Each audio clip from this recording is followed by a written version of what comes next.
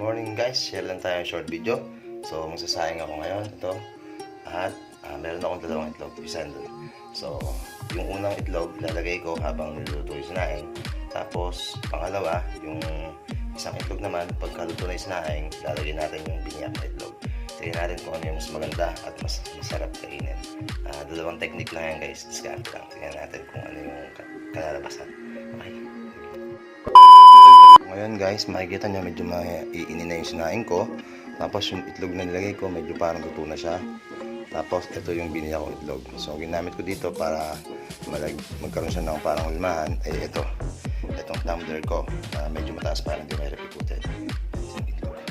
So sasarado muna natin ito. Mayroon na siguro mga 5 minutes sasarado natin para maluto yung nilagay ko. Tignan natin kung ano labasan.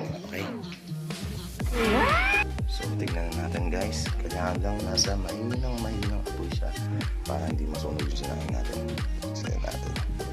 So yun, medyo luto na siya guys. So ito, hanguin na natin siya para makita natin pagkaiba. Tapos babalatan na rin natin yung itlog. Okay. A few moments later. So ito na nga guys, at natapos na yung ating niluto. So ito yung luto sa, ito yung salaga. Yung isinabay natin dun sa sinaing. Ganda. Tapos ito naman yung nung painin na yung sinaing, sa ako nilagay. So medyo parang hapok siya, pero okay na rin. So yun lang, mamili ka guys kung anong discard yung gusto mong gawin, kung nilaga o yung ganyan, para at least para siyang walang mantika. Okay, at masustansya pa. Yung nga lang dapat medyo hinaman lang po para hindi masunog yung sinaing.